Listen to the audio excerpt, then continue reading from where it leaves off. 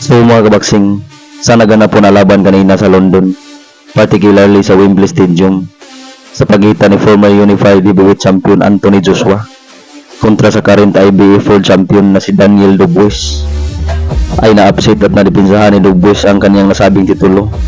Ito'y matapos niyang talunin si Anthony Joshua via knockout sa round 5 ng kanilang bakbakan. Makailang beses pinabagsak ni Dubois si Joshua mga kabaksing, kung saan sa round 1 pa lamang ay agad itong pinabagsak si Joshua matapos pakawalan ang kanyang right straight. Ngunit na-save by the bell si Joshua dahil patapos na ang oras nung bumagsak.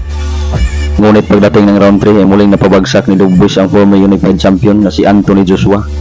Samantalang pagsapit ng round 4 ay muling bumagsak.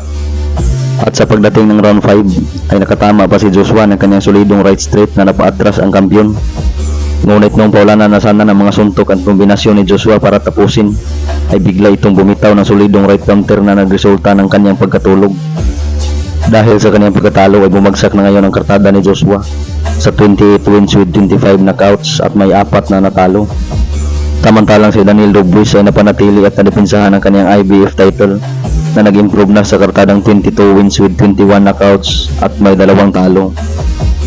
Samantalang sa undercard mga kabaksing, ay nabigo ang former 2-time IBF World Featherweight Champion na si Josh Warrington na makuha ang panalo kontra kay Anthony Kakashi. Ito'y matapos siyang matalo via unanimous decision sa score na 117-111 twice at ang isang hurado ay umiscore ng 110-118 pabor lahat kay Kakashi. Dahil sa panalo ni Kakashi mga kabaksing ay kanyang napanatili ang kanyang IBO Super Featherweight title na sa ngayon ay nag-improve na sa kartadang 23 wins with 8 knockouts at may 1 talo. Samantalang si Warrington ay nalasap ang kanyang ikatlong sunod-sunod na pagkabigo na hawak na ngayon ang kartadang 31 wins with 8 knockouts at may 4 na talo. Samantalang sa ibang undercard mga kabaksing ay nakuha din ng undefeated na si Joshua Buatsi ang bakanting WBO Interim World Light Heavyweight title.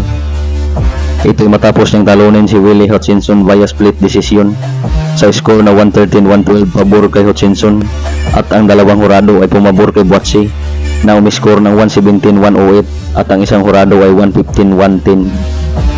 Sa ngayon ay nag-improve na si Buatsi sa undefeated na kartada na 19 wins with 13 knockouts at hawak niya na ang WBO Interim World Light Heavyweight title.